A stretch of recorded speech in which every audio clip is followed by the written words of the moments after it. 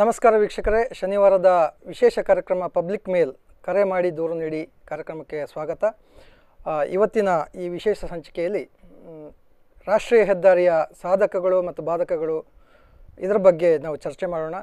ಇದಕ್ಕಾಗಿ ನಮ್ಮ ಜೊತೆಗೆ ಸಂಪನ್ಮೂಲ ವ್ಯಕ್ತಿಗಳಾಗಿ, ಸಾಮಾಜಿಕ ಕಾರ್ಯಕರ್ತರಾಗಿ, ರಾಷ್ಟ್ರೀಯ ಹೆದ್ದಾರಿಯ ಕಾಮಗಾರಿಗಳ ಬಗ್ಗೆ ಸಾಕಷ್ಟು ಹೋರಾಟ ಮಾಡಿದಂತಹ ಕೃಷಿ ಪಂಡಿತ ಪ್ರಶಸ್ತಿ ವಿಜೇತರಾದಂತಹ ಕೆಂಚನೂರು ಸೋಮಶೇಖರ ಶೆಟ್ಟಿ ಅವರು ನಮ್ಮ ಜೊತೆಗಿದ್ದಾರೆ.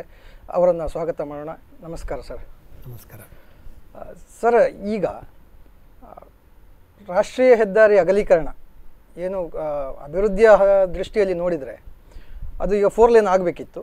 ಆದರೆ ಈಗ 6 ಲೇನ್ ಆಗಬೇಕಿತ್ತು. ಈಗ 4 ಲೇನ್ ಕಾಮಗಾರಿ ನಡೀತಾ ಇದೆ.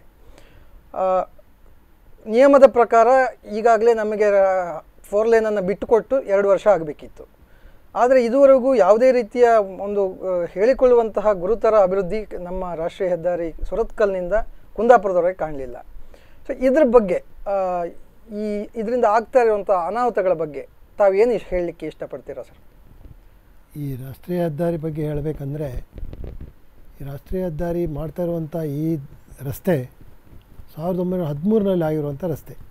100 ವರ್ಷದ ಹಿಂದೆ ಈ ರಸ್ತೆ ಆಗಿದೆ.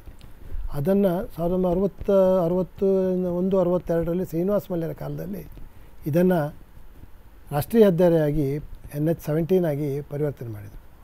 ಆಗ ಕೆಲವು ಪಟ್ಟಣಗಳಲ್ಲಿ, ಕೆಲವು ನಗರಗಳಲ್ಲಿ ಅದನ್ನು ಏನು ಬೈಪಾಸ್ ತೆಗೆದುಕೊಂಡು ಬೈಪಾಸ್ ಮುಖಾಂತರ ಹೋಗುವಂಥ ಮಾಡಿದೆ. ಈಗ ಉದಾಹರಣೆಗೆ ಕಲ್ಯಾಣಪುರ, ಸಂತೆಕಟ್ಟೆ, ಸಾಲಿಗ್ರಾಮ, ಕೋಟ ಎಲ್ಲ ಕಡೆಗಳಲ್ಲಿ ಅದನ್ನು ಬೈಪಾಸ್ ತೆಗೆದು ಹೋಗಿ ರಸ್ತೆಯನ್ನು ಮಾಡಿದರು. ಅದು ಪಣಜಿವರೆಗೆ ರಸ್ತೆ ಹೋಯಿತು. ಇದನ್ನು ರಾಷ್ಟ್ರೀಯ ಹೆದ್ದಾರಿ 4 ಲೇನ್ ಮಾಡಬೇಕಂತ ಹೇಳುವಂಥ ಒಂದು ಉದ್ದೇಶದಿಂದ ಇತ್ತೀಚೆಗೆ ಅದನ್ನು 4 ಲೇನ್ ಅಂತ ಮಾಡಿದರು. ಈ 4 ಲೇನ್ನಲ್ಲಿ ಪ್ರಥಮವಾದ ಒಂದು ಹಂತದಲ್ಲಿ ಏನಿತ್ತು ಕೇಳಿದರೆ 5 ಫ್ಲೈಓವರು, 14 ನದಿಗಳಿಗೆ ಬ್ರಿಡ್ಜು, ಸಣ್ಣ ಮತ್ತು ದೊಡ್ಡದು 14 ಬ್ರಿಡ್ಜ್, 7 ದೊಡ್ಡ ಬ್ರಿಡ್ಜು ಮತ್ತು 7 ದೊಡ್ಡ ಬ್ರಿಡ್ಜು, 7 ಸಣ್ಣ ಬ್ರಿಡ್ಜು, ಒಟ್ಟಿಗೆ ಕಲ್ಯಾಣಪುರ ಸೀತಾ ನದಿ ಮಾಬುಕಳ ಹೊಳೆವರೆಗೆ ಒಟ್ಟಿಗೆ 14 ಬ್ರಿಡ್ಜ್ಗಳಾಗಬೇಕಾಗಿತ್ತು. ಇದರಲ್ಲಿ ಆಗಿರೋದು ಡಬಲ್ ಬ್ರಿಡ್ಜ್ ಆಗಿರೋದು ಪಾಂಗಾಳ ಬ್ರಿಡ್ಜ್ ಮಾತ್ರ, ಮತ್ತೆಲ್ಲ ಸಿಂಗಲ್ ಬ್ರಿಡ್ಜ್. ಕಾರಣ ಕೇಳಿದರೆ ಇದಕ್ಕೆ ಯಾರೂ ಟೆಂಡರಿಗೆ ಬರಲಿಲ್ಲ, ಇದು ಆದ್ದರಿಂದ ಇದನ್ನು ಮಾಡಲಿಲ್ಲ ಅಂತ ಹೇಳುವಂಥ ಉತ್ತರವನ್ನು ಕೊಡ್ತಾರೆ. ಆದರೆ ವಾಸ್ತವವಾಗಿ ಏನಿದೆ ಕೇಳಿದರೆ, ಈ ರಸ್ತೆ ನಮ್ಮಲ್ಲಿ ಈಗ ಇರುವ ಟ್ರಾಫಿಕ್ಕಿಗೆ ಕರ್ನಾಟಕ ರಾಜ್ಯದಲ್ಲೇ ಹೇಳ್ತಾರೆ, ಉಡುಪಿ ಮತ್ತು ಬೆಂಗಳೂರು ಬಿಟ್ಟರೆ ಸೆಕೆಂಡು ಯಾವುದು ರಿಜಿಸ್ಟ್ರೇಷನ್ನಲ್ಲಿ, ವೆಹಿಕಲ್ ರಿಜಿಸ್ಟ್ರೇಷನ್ನಲ್ಲಿ ಕರ್ನಾಟಕ ರಾಜ್ಯದಲ್ಲೇ ದ್ವಿತೀಯ ಇದೆ ಅಂತ. ಆದರೆ ರಸ್ತೆಗಳ ಬಗ್ಗೆ ಯಾರೂ ಕಾಳಜಿ ವಹಿಸಲಿಲ್ಲ. ಕರೆಕ್ಟ್. ಅದು ಮತ್ತೆ ಈ ರಸ್ತೆಯನ್ನು ಹೆದ್ದಾರಿಯಾಗಿ ಪರಿವರ್ತನೆ ಮಾಡೋದಕ್ಕಿಂತ ಒಂದು 10 ವರ್ಷ ಮೊದಲೇ, 10-12 ವರ್ಷ ಮೊದಲೇ ನಾನೊಂದು ಮಾಹಿತಿಯನ್ನು ಕೊಟ್ಟಿದ್ದೆ. ಏನಂತ ಹೇಳಿದರೆ, ಕೊಂಕಣ ರೈಲ್ವೆಯಲ್ಲಿ ಹೋದರೆ, ಕೊಂಕಣ ರೈಲ್ವೆ ಅಲ್ಲಿ ಮೂಡ್ಲಕಟ್ಟೆ, ಕುಂದಾಪುರದ ಮೂಡ್ಲಕಟ್ಟೆ ರೈಲ್ವೆ ಸ್ಟೇಷನಿಂದ ಕಂಕನಾಡಿ ರೈಲ್ವೆ ಸ್ಟೇಷನ್ಗೆ ಆಗುವಂಥ ದೂರ 71 ಕಿಲೋಮೀಟ್ರ್. ನಾವು ಇದೇ ರಸ್ತೆಯಲ್ಲಿ ಹೋದರೆ 76 ಕಿಲೋಮೀಟ್ರ್ ಸುರತ್ಕಲ್ಲಿಂದ ಮತ್ತೆ ಮುಂದೆ 24 ಕಿಲೋಮೀಟ್ರ್, ಒಟ್ಟಿಗೆ 100 ಕಿಲೋಮೀಟ್ರ್ ನಾವು ಕ್ರಮಿಸಬೇಕಾಗಿದೆ. ರಾಷ್ಟ್ರೀಯ ಹೆದ್ದಾರಿಯನ್ನು ಮಾಡುವುದು ಇದರ ಉದ್ದೇಶ. ಇದು ನಮ್ಮ ಜೀವನಾಡಿ. ಇದನ್ನು ನೀವು ಬ್ಯಾರಿಕೇಡ್ಗಳನ್ನ ಹಾಕೋದು ಅಥವಾ ಡಿವೈಡರ್ ಹಾಕೋದು ಅಥವಾ ಸೈಡಿಗೆ ಪುನಃ ಬೇಲಿಯನ್ನು ಮಾಡುವುದು, ಇದರಿಂದ ನಮ್ಮ ನಿತ್ಯ ಜನಜೀವನಕ್ಕೆ ತೊಂದರೆ ಆಗ್ತದೆ ಅನ್ನುವಂಥ ಮಾತನ್ನು ಎಷ್ಟು ಕೂಗಿದರೂ ಯಾರೊಬ್ಬರು ಅದರ ಬಗ್ಗೆ ಗಮನವನ್ನು ಹರಿಸಲೇ ಇಲ್ಲ. ನಮಗೆ ಇದೇ ರಸ್ತೆ ಆಗಬೇಕು, ಇಲ್ಲೇ ರಸ್ತೆ ಆಗಬೇಕು ಅಂತ ಪ್ರಪ್ರಥಮವಾಗಿ ಎಲ್ಲ ಎಣಿಸಿದ್ರು. ನನ್ನ ಕಟ್ಟಡಕ್ಕೆ ತೊಂದರೆ ಆಗೋದಿಲ್ಲ, ನನ್ನ ಕಟ್ಟಡಕ್ಕೆ ತೊಂದರೆ ಆಗೋದಿಲ್ಲ ಅಂತೇಳಿ. ಆಗ ಏನು ಹೇಳಿದರೆ, ನಾವು ಪ್ರತಿಯೊಂದು ಗ್ರಾಮ ಪಂಚಾಯತ್ನಲ್ಲಿ ಸಭೆಯನ್ನು ಮಾಡಿದ್ದೇವೆ, ಪ್ರತಿಯೊಂದು ಮುನ್ಸಿಪಾಲ್ಟಿಯಲ್ಲಿ ಮಾಡಿದ್ದೇವೆ, ಯಾರೊಬ್ಬರು ಅದಕ್ಕೆ ಗಮನ ಹರಿಸಲಿಲ್ಲ. ಮತ್ತು 5 ಫ್ಲೈಓವರ್ ಆಗಬೇಕಿತ್ತು, 5 ಫ್ಲೈಓವರ್ ಆಗೋದಿಲ್ಲ ಅಂತ ಕೇಳಿದ್ದಕ್ಕೆ ಯಾರೊಬ್ಬರದ್ದು ಉತ್ತರ ಅದಕ್ಕೆ ಸಿಗಲಿಲ್ಲ. ಈ 5 ಫ್ಲೈಓವರ್ ಎಲ್ಲಿ ಸರ್? ಒಂದು ಕುಂದಾಪುರ, ಇನ್ನೊಂದು ಕುಂದಾಪುರದಲ್ಲಿ ಒಂದು, ಆಮೇಲೆ ಕರಾವಳಿಯಲ್ಲಿ ಒಂದಿತ್ತು, ಕಟ್ಪಾಡಿಯಲ್ಲಿ ಒಂದಿತ್ತು, ಮುಂದೆ ಪಡುಬಿದ್ರೆ ಇಲ್ಲ, ಪಡುಬಿದ್ರೆ ಈಗ ಪ್ರಪೋಸಲ್ ಬಂದಿದೆ, ಹಾಗೆ ಮತ್ತು ನೆನಪು ಬರ್ತಾಯಿಲ್ಲ. ಒಟ್ಟು 5 ಫ್ಲೈಓವರ್ಗಳಿದ್ದು, 36 ಬಸ್ ಸ್ಟಾಪ್ಗಳಿದೆ. ಇದರಲ್ಲಿ 39 ಕಿಲೋಮೀಟ್ರ್ ಮಾತ್ರ ಸರ್ವಿಸ್ ರೋಡ್, ಬೇರೆ ಸರ್ವಿಸ್ ರೋಡ್ಗಳಿಲ್ಲ, ಮಧ್ಯದಲ್ಲಿಲ್ಲ ಗ್ಯಾಪ್. 36 ಬಸ್ ಸ್ಟಾಪ್ಗಳನ್ನು ಕೊಟ್ಟಿದ್ದಾರೆ. ರಿಕ್ಷಾ ಮಾಲಕರಲ್ಲಿ, ರಿಕ್ಷಾ ಚಾಲಕರಲ್ಲಿ, ಟ್ಯಾಕ್ಸಿ ಚಾಲಕರಲ್ಲಿ ನಾನು ಭಾರಿ ಹೇಳಿದೆ, ನೋಡಿ ನಿಮಗೆ ಸ್ಟ್ಯಾಂಡ್ ಇಡಲಿಲ್ಲ, ದಯವಿಟ್ಟು ನೀವು ಸ್ಟ್ಯಾಂಡನ್ನು ಕೊಡಬೇಕಂತೇಳಿ ಮನವಿಯನ್ನು ಕೊಡಿ ಅಂತ ಹೇಳಿದರೆ ಯಾರೊಬ್ಬರು ಮಾತಾಡಲಿಲ್ಲ. ಬಂದಾಗ ನೋಡಿದ್ರೆ ಆಯಿತು ಅಂತ ಹೇಳುವಂಥ ಮಾತನ್ನು ಹೇಳಿದರು. ನಾವು ಸಾಲಿಗ್ರಾಮದಲ್ಲಿ ನಡೆದ ಸಭೆಯಲ್ಲಿ, ಶಾಸನ ನಡೆದ ಸಭೆಯಲ್ಲಿ ತುಂಬ ಅದರ ಬಗ್ಗೆ ನೀವೇನು ತೊಂದರೆ ಕೊಡ್ತಾ ಇದ್ದೀರಿ ಅನ್ನುವಂಥ ಅಭಿಪ್ರಾಯವನ್ನು ಕೊಟ್ಟರು. ಬ್ರಹ್ಮಾವರದಲ್ಲಿ ಹೇಳಿದೆ, ಬ್ರಹ್ಮಾವರದಲ್ಲಿ ಈ ರೀತಿ ಮಾಡಿದರೆ ನಿಮಗೆ ಬ್ಲಾಕ್ ಆಗ್ತದೆ, ಕಾಳಿಕಾಂಬ ದೇವಸ್ಥಾನಕ್ಕೆ ಹೋಗುವಂಥ ಏನು ಮುಖ್ಯ ದ್ವಾರ ಇದೆ ಬಾರ್ಪೂರಿಗೆ ಹೋಗುವಂಥದ್ದು, ಅಲ್ಲಿ ತೊಂದರೆ ಆಗ್ತದೆ ಅಂತ ಹೇಳಿದರೆ ಯಾರೊಬ್ಬರು ಕೇಳಲಿಲ್ಲ. ಈಗ ಅದರ ನಂತರ ಅದನ್ನು ತೆಗಿಬೇಕು ಅಂತ ಹೇಳಿ ಪುನಃ ಮತ್ತೆ ಅದನ್ನು ಸ್ವಲ್ಪ ಹೈಟ್ ಕಡಿಮೆ ಮಾಡಿದರು. ಈ ರೀತಿಯ ವ್ಯವಸ್ಥೆಗಳನ್ನು ಮಾಡಿದರು. ಇದು ನಿಜವಾಗಿ ಸರಿಯಲ್ಲ. ಜನರಿಗೆ ಏನು ವ್ಯವಸ್ಥೆ ಆಗಬೇಕು, ಜನರಿಗೆ ಏನು ಬೇಕು ಅದನ್ನು ಮಾಡಬೇಕು ಅಂತ ಹೇಳಿದರೆ ಯಾರೊಬ್ಬರು ಕೇಳಲಿಲ್ಲ. ಕಿನ್ನಿಮೂಲ್ಕಿಯಲ್ಲಿ 33,360 ಪರ್ ಕಾರ್ ಯೂನಿಟ್.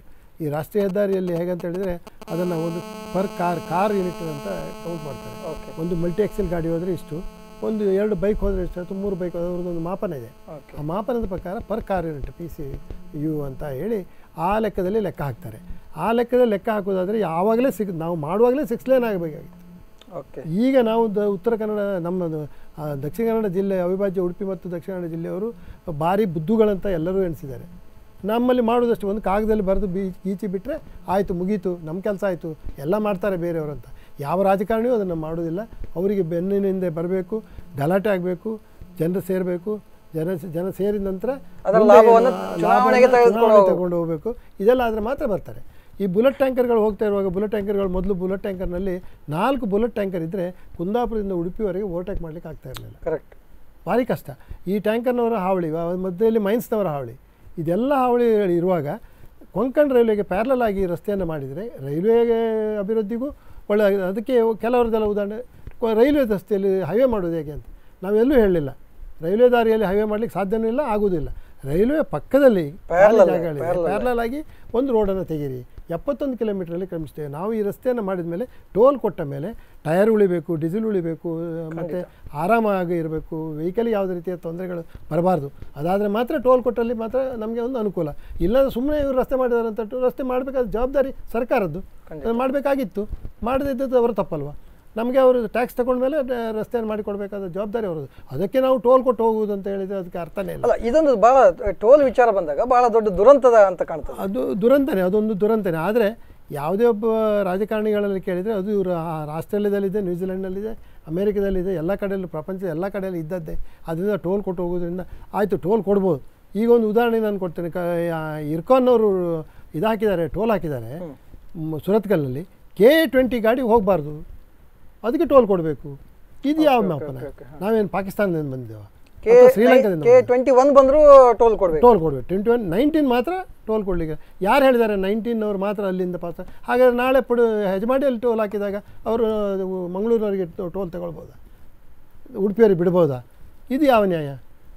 ಇದನ್ನು ನಾನು ಭಾರಿ ಕೇಳಿದೆ, ಎಲ್ಲರ ಹತ್ರ ಕೇಳಿದೆ, ನಮಗೆ ಉತ್ತರನೇ ಸಿಗಲಿಲ್ಲ. ಇದನ್ನೆಲ್ಲ ನೋಡಬೇಕಾದವರು ನಾವು ಜನಪ್ರತಿನಿಧಿಗಳು ಉಚಿತವಾಗಿ ಹೋಗ್ತಾರೆ, ಉಚಿತ ಅವರಿಗೆ ಉಚಿತ, ಅಧಿಕಾರಿಗಳು ಉಚಿತವಾಗಿ ಹೋಗ್ತಾರೆ, ಜನಸಾಮಾನ್ಯರಿಗೆ ಮಾತ್ರ ಟೋಲ್ ಕಲೆಕ್ಟ್ ಮಾಡಬೇಕಂತ ನಾನು ಅದಕ್ಕೆ ಹೇಳಿದೆ. ಮನೆಗೆ ಬರುವಂಥ ನೆಂಟರಿಷ್ಟರ ಸಂಖ್ಯೆ ಕಡಿಮೆ ಆಗಿದೆ. ಯಾಕೆಂದರೆ ನೆಂಟ ಒಬ್ಬ ಬಂದರೆ ಆ ಮದುವೆಗೆ ಹೋಗ್ಬೇಕಾದ್ರೆ ನಾವು ಆಚೆ ಈಚೆ ಹೋಗ್ತಾ ಇದ್ದಾಗೂ ಟೋಲ್ ಕೊಡಬೇಕು ಇವರಿಗೆ. ಇಲ್ಲಾಂದರೆ ಪಾಸ್ ತೋರಿಸಂತಾರೆ. 5 ದಿವಸಕ್ಕಾಗಿ ಒಂದು ಪಾಸ್ ಮಾಡ್ಲಿಕ್ಕೆ ಆಗ್ತದೆ? 5 ದಿವಸಕ್ಕಾಗಿ ಭಾವನ ಮನೆಗೆ ಬಂದಿದ್ದಾನೆ ಒಬ್ಬ ನೆಂಟ. ಖಂಡಿತ ಅವನು ಹೋಗಬೇಕಾದ್ರೆ 5 ದಿವಸಕ್ಕೋಸ್ಕರ ಪಾಸ್ ಮಾಡಲಿಕ್ಕೆ ದಿನಕ್ಕೆ 20 ಸರ್ತಿ ಹೋಗ್ಬೇಕು. ಟೋಲ್ ಹತ್ರದಲ್ಲಿ ಹಾಲು ತರಬೇಕಾದ್ರೂ ಹೋಗ್ಬೇಕು, ಅಥವಾ ಹೂ ತರಬೇಕಾದ್ರೂ ಹೋಗ್ಬೇಕು, ಮದುವೆಗೆ ಏನು ತೆಂಗಿನಕಾಯಿ ತರಬೇಕಾದ್ರೂ ಹೋಗ್ಬೇಕು, ದೇವಸ್ಥಾನಕ್ಕೆ ಹೋಗ್ಬೇಕು. ಇದೆಲ್ಲ ಹೋಗಬೇಕಾದ್ರೆ ಅವನು ಟೋಲ್ ಕೊಟ್ಟು ಹೋಗೋದಾದರೆ ಆಮೇಲೆ ಹೇಳ್ತಾರೆ, ಪುಣ್ಯಾತ್ಮ ನಾನೇನು ಬರೋದಿಲ್ಲ ನಿನ್ನೂರಿಗೆ ಬರೋದಕ್ಕಿಂತ ನನ್ನಲ್ಲಿಗೆ ಬಾ ನೀನು ಅಂತ ಹೇಳುವಂಥ ವಿಷಯ ಈಗ ಬರ್ತದೆ. ಎಷ್ಟೋ ಜನ ಹೆಂಡತಿ ಮನೆ ಸಿಗದೆ ವಾಪಸ್ ಹೋದವರಿದ್ದಾರಂತೆ. ಇದು ಜೋಕಲ್ಲ ಇದು. ಅಂದರೆ ಸಾಲಿಗ್ರಾಮ ಎಲ್ಲಿ ಬಂತು ಅಂದರೆ ಅದಕ್ಕೊಂದು ಪ್ಲೇಸನ್ನು ಐಡೆಂಟಿಫೈ ಮಾಡಲಿಕ್ಕೆ ಯಾವುದೋ ಒಂದು ಗುರುತಿತ್ತು ಮೊದಲು. ಈಗ ಆ ಗುರುತುಗಳು ಯಾವುದೂ ಇಲ್ಲ. ಕಟ್ಟಡಗಳೆಲ್ಲ ಮೂಗು ಕತ್ತರಿಸಿದ ಹಾಗೆ ಕಟ್ಟಡಗಳಿದೆ. ಬೆಂಗಳೂರಿಂದ ಬಂದು ಎಚ್ಚರಾಗಿ ಇಳಿದ್ರೆ ಸಾಲಿಗ್ರಾಮದ ಕೋಟಾ ಹೈಸ್ಕೂಲಲ್ಲಿ ಇಳಿಬೇಕಂತ ಎಣಿಸಿದವನಿದ್ದರೆ ಅವನು ಕುಂದಾಪುರಕ್ಕೆ ಹೋಗ್ತಾನೆ, ಅವನಿಗೆ ಗೊತ್ತಿಲ್ಲ. ಅಂಥ ಸಮಸ್ಯೆಗಳು ಸಾವಿರ ಇದೆ. ಅದು ಏನೇ ಆಗಲಿ ರಸ್ತೆಗಳನ್ನು ಅಭಿವೃದ್ಧಿ ಮಾಡಿದರೆ ರಸ್ತೆಗಳ ಅಭಿವೃದ್ಧಿ ಆಗೋದು ಸರಿ. ಈಗ ಮತ್ತೊಂದು ದೊಡ್ಡ ದುರಂತ ಅಂದರೆ ಈ ಬ್ಯಾರಿಕೇಡ್ಗಳನ್ನ ಇಡುವಂಥ, ಅದು ಇಟ್ಟಿರ್ತಾರೆ, ಹೀಗೆ ಇಟ್ಟಿರ್ತಾರೆ, ಅಡ್ಡದಲ್ಲಿ ಇಟ್ಟಿರ್ತಾರೆ. ಅದರಲ್ಲಿ ಪ್ರಚಾರ ದುರ್ಗಾಂಬ ಮೋಟಾರ್ಸ್, ಐವನ್ ಡಿಸೋಜಾ ಮತ್ತು ಆ ಸಂಘ ಈ ಸಂಘ ಎಲ್ಲ ಸಂಘದಂತ ಹೆಸರಾಗ್ತಾರೆ, ಸ್ಟಿಕ್ಕರ್ ಹಾಕ್ತಾರೆ. ಮಾಡುವಾಗ ಸ್ಟಿಕ್ಕರ್ ಹಾಕಿದ್ದಾರೆ. 15 ದಿವಸ ಆಗುವಾಗ ಈ ಬಿಸಿಲಿನ ಜಳಕ್ಕೆ ಅದು ಸ್ಟಿಕ್ಕರ್ನ ಕಲರ್ ಹೋಗ್ತದೆ. ಅದು ಒಬ್ಬ ಲಾರಿ ಹೊಡೆದೆ ಅದು ಅಡ್ಡ ಇದ್ದದ್ದು ನೇರ ಆಗ್ತದೆ. ನಾನೊಂದು ದಿವಸ ಹೋಗುವಾಗ ನನಗೆ ನೇರ ಹೊಡಿಲಿಕ್ಕೆ ಹೋಗಿದ್ದೆ. ಆ ರೀತಿಯ ಕಷ್ಟ ನೈಟಲ್ಲಿ. ಈ ರೀತಿಯ ತೊಂದರೆಗಳಿರುವಾಗ ನಾವು ಇದು ಕುಂದಾಪುರದಲ್ಲಿ ಶಾಸ್ತ್ರಿ ಸರ್ಕಲ್ನಲ್ಲಿ ಒಂದು ಸರ್ವೆ ಮಾಡಿದೆ. ಸರ್ವೆ ಮಾಡಿದಲ್ಲಿ 70% ವೆಹಿಕಲ್ಲು ನಮ್ಮ ಉಡುಪಿ ಮತ್ತು ದಕ್ಷಿಣ ಕನ್ನಡ ಜಿಲ್ಲೆ ಮಂಗಳೂರಿನ 20, 19, 21. 21 ಕಡಿಮೆ, 19 ಮತ್ತು 20 ಮತ್ತು ಭಟ್ಕಳ ಸೇರಿಸಿ 30 ಸೇರಿಸಿದರೆ ಜಾಸ್ತಿ ಇದೆ. 30%ನವರಿಗೋಸ್ಕರ ನಾವು ಇಷ್ಟು ದೊಡ್ಡ ಇದನ್ನು ರಸ್ತೆಯನ್ನು ಅಗತ್ಯ ಇದೆಯಾ? ನಿಮಗೆ ಯಾಕೆ ನಿಮ್ಮ ರಸ್ತೆ ಇದನ್ನು ನೀವು ನಿಮಗೆಲ್ಲ ಮಾಡಿದ್ದು ಕನ್ಯಾಕುಮಾರಿಯಿಂದ ಕಾಶ್ಮೀರಕ್ಕೆ ಹೋಗಲಿಕ್ಕೆ ಅಂತಾರೆ.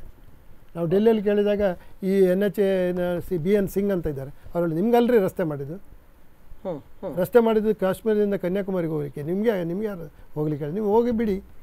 ಆದರೆ ಸೋಮಶೇಖರ್ ಶೆಟ್ಟರೆ, ಈ ದೇಶದ ಎಲ್ಲ ರಾಷ್ಟ್ರೀಯ ಹೆದ್ದಾರಿಗಳಿಗಿಂತ ನಮ್ಮ ಇಲ್ಲಿಯ ಕರಾವಳಿಯ ಈ ಏನು ರಾಷ್ಟ್ರೀಯ ಹೆದ್ದಾರಿ 17 ಅಂತಿತ್ತು, ಈಗ ಏನು 66 ಆಗಿದೆ, ಅದು ಭಿನ್ನ. ಇಡೀ ನಮ್ಮ ಎಲ್ಲ ಕಡೆಯ ರಾಷ್ಟ್ರೀಯ ಹೆದ್ದಾರಿಗಳು ಒಂದು ನಗರದ ಹೊರಭಾಗದಲ್ಲಿ ಹಾದು ಹೋಗುವಂಥದ್ದಾದ್ರೆ ನಗರದ ಮಧ್ಯದಲ್ಲಿ ಹೋಗ್ತದೆ. ಮಧ್ಯದಲ್ಲಿ ಅದನ್ನು ಹೇಳಿದೆ ನಾನು, ಸಾರಿ ಹೇಳಿದೆ ನೋಡಿ. ಇದು ಪಟ್ಟಣದ ಮಧ್ಯದಲ್ಲಿ ಹೋಗೋದ್ರಿಂದ ಎಷ್ಟೋ ಶಾಲೆಗಳನ್ನ ಬಂದ್ ಮಾಡಬೇಕಾಗತ್ತೆ, ಎಷ್ಟೋ ಹಾಲ್ ಸೊಸೈಟಿಗಳನ್ನ ಬಂದ್ ಮಾಡಬೇಕಾಗತ್ತೆ. 80 ಹಾಲ್ ಸೊಸೈಟಿಗಳಿಗೆ ಹಾಲು ಕೊಂಡೋಗ್ಲಿಕ್ಕೆ ಈಚೆಯಿಂದ ಆಚೆ ಹೋಗ್ಬೇಕು. ನಮಗೆ ಕರೆಂಟ್ ಹೋದ ಮೇಲೆ ಆ ರಸ್ತೆ ದಾಟಿ ಆಚೆ ಹೋಗಿ ಕ್ಯಾಂಡ್ಲ್ ಮತ್ತು ಬೆಂಕಿ ಬೆಟ್ಟಿಗೆ ತಂದು ಅಭ್ಯಾಸ.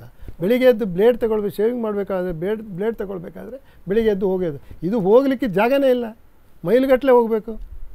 ಇದನ್ನೇ ಬೇಲಿ ಹಾಕ್ತಾರೆ ಅಂತ ಹೇಳಿದರೆ ಇಲ್ಲ ಅಂತ ಹೇಳಿದ್ರು. ನಾನು ಮಾನ್ಯ VS ಆಚಾರ್ಯರಲ್ಲಿ ಒಂದು ದಿವಸ ಹೇಳಿದೆ, ಅವರು ತುಂಬ ಆಲೋಚನೆ ಮಾಡಿದರು.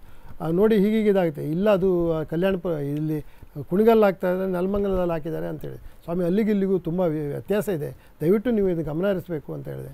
ಅವರು ಆಯ್ತು ಅಂತ ಹೇಳಿದರು. ಅವರಿಗೂ ಸುಳ್ಳು ಉತ್ತರವನ್ನು ಕೊಟ್ಟರು. ಯಾವೊಂದು ಆಗುವ ತನಕ ಏನಾಗ್ತದೆ ಅಂತ ಹೇಳೋದು ಯಾರಿಗೂ ಗೊತ್ತಾಗೋದು ಮಾಹಿತಿಯನ್ನು. ಶೆಟ್ಟರೆ, ಒಂದು ನಮ್ಮ ಚರ್ಚೆಗಳನ್ನು ಮುಂದುವರಿಸಲಿಕ್ಕೆ ಮೊದಲು ಒಂದು ಸಣ್ಣ ವಿರಾಮವನ್ನು ತಗೊಳ್ಳೋಣ. ವೀಕ್ಷಕರೇ, ನಮ್ಮ ಕಾರ್ಯಕ್ರಮ ಮುಂದುವರಿಯುತ್ತದೆ, ಅಲ್ಲಿ ತನಕ ಒಂದು ಸಣ್ಣ ವಿರಾಮ.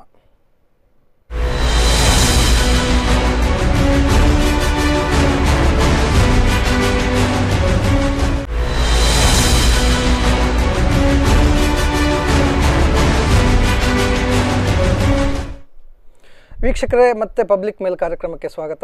ನಾವು ಇವತ್ತು ಚರ್ಚೆ ಮಾಡ್ತಾ ಇರುವಂಥ ವಿಚಾರ ರಾಷ್ಟ್ರೀಯ ಹೆದ್ದಾರಿ ಅಗಲೀಕರಣದಿಂದ ಆಗುವಂತಹ ಸಾಧಕಗಳು ಮತ್ತು ಬಾಧಕಗಳು, ಹೆದ್ದಾರಿಯ ಸಂಚಾರ ಎಷ್ಟು ಸರಿ ಮತ್ತು ಎಷ್ಟು ಅಪಾಯಕಾರಿ ಅನ್ನುವಂಥದ್ರ ಬಗ್ಗೆ ನಾವು ಚರ್ಚೆ ಮಾಡ್ತಾ ಇದ್ದೇವೆ. ನಮ್ಮ ಜೊತೆಗೆ ಸೋಮಶೇಖರ್ ಶೆಟ್ಟರು ಈ ಚರ್ಚೆಯಲ್ಲಿ ಸಂಪನ್ಮೂಲ ವ್ಯಕ್ತಿಗಳಾಗಿ ನಮಗೆ ಮಾಹಿತಿ ನೀಡಲಿಕ್ಕಿದ್ದಾರೆ. ಸೋಮಶೇಖರ್ ಶೆಟ್ಟರೆ, ನಾವೀಗ ಹೆದ್ದಾರಿಯ ಅಗಲೀಕರಣದಿಂದ ನಮ್ಮ ಏನು ಹಳೆಯ ಗುರುತು ಪರಿಚಯಗಳು ಮಾಯ ಆಗ್ತಾ ಇದೆ ಅನ್ನೋದ್ರ ಬಗ್ಗೆ ನಾವು ಚರ್ಚೆ ಮಾಡ್ತಾ ಇದ್ವಿ. ಈಗ ನಾನು ಕೇಳ್ತಾ ಇರೋದು, ಈ ಗ್ರಾಮೀಣ ಭಾಗದಿಂದ ಬರ್ತಾ ಇರುವಂತಹ ಒಂದು ಸಂಪರ್ಕ ರಸ್ತೆಗಳೇನಿದೆ, ಹೆದ್ದಾರಿಗೆ ಸಂಪರ್ಕ ಮಾಡುವಂಥದ್ದು, ಅದರಲ್ಲಿ ಸಾಕಷ್ಟು ಸಮಸ್ಯೆಗಳಾಗ್ತಾ ಇದೆ. ಈ ರಾಷ್ಟ್ರೀಯ ಹೆದ್ದಾರಿಯ ಟ್ರಾಫಿಕ್ ಜಾಮಿಗೆ ಈ ಸಂಚಾರದ ಸುವ್ಯವಸ್ಥೆ ಆಗದೇ ಇರುವಂಥದ್ದೇ ಕಾರಣ ಅನ್ನುವಂಥ ಒಂದು ಅಭಿಪ್ರಾಯಗಳು ಎಲ್ಲೆಡೆ ಕೇಳಿ ಬರ್ತಾ ಇದೆ. ಇದಕ್ಕೆ ತಮ್ಮ ಅಭಿಪ್ರಾಯ ಏನು?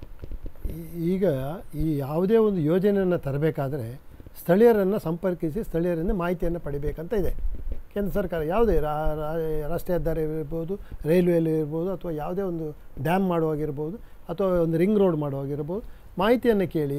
ಅಂದರೆ ಯಾಕೆ ಅಂತ ಹೇಳಿದರೆ, ನಮ್ಮಲ್ಲಿ ಉಡುಪಿ ಜಿಲ್ಲೆಯಲ್ಲಿ ಅತಿ ಹೆಚ್ಚು ಮಳೆ ಬೀಳೋದ್ರಿಂದ 4000 ಮಿಲಿಮೀಟ್ರ್ ಮಳೆ ಬೀಳುವಂಥ ಉಡುಪಿಗೂ ಒಂದೇ, 400 ಮಿಲಿಮೀಟ್ರ್ ಮಳೆ ಬೀಳುವಂಥ ಬೀದರಿಗೂ ಒಂದೇ ಮಾಪನ ಇದೆ ನಮ್ಮಲ್ಲಿ.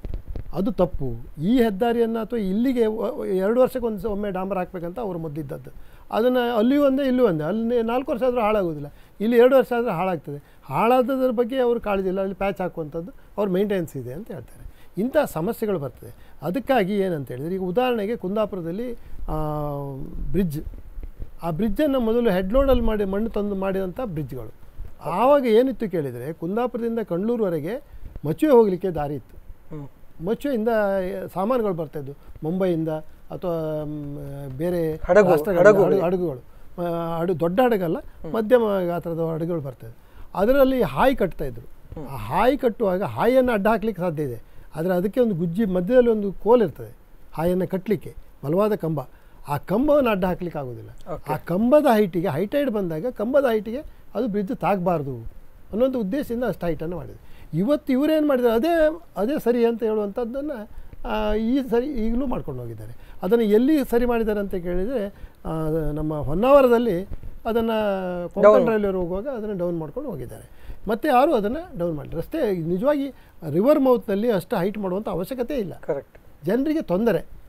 ಇವತ್ತು ಹೇರಿಕುದ್ರಿನಲ್ಲಿ ಒಂದು ಅಂಡರ್ ಪಾಸ್ ಕೊಟ್ಟರೆ ಈಸ್ಟ್ ಹೇರಿಕುದ್ರು ವೆಸ್ಟ್ ಹೇರಿಕುದ್ರು ಅಂತ ಆಗ್ತಾ ಇರಲಿಲ್ಲ. ಇನ್ನು ಈಗ ಅದು ನಾಳೆ ರಸ್ತೆ ಡಿವೈಡರ್ ಹಾಕಿದ ಮೇಲೆ ಈಸ್ಟ್ ಏರಿಗೆ ಹೋದ್ರು ವೆಸ್ಟ್ ಏರಿಗೆ ಹೋದ್ರು ಅವರು ತಲ್ಲೂರಿಗೆ ಹೋಗಿ ಬರಬೇಕು 4 ಕಿಲೋಮೀಟರ್.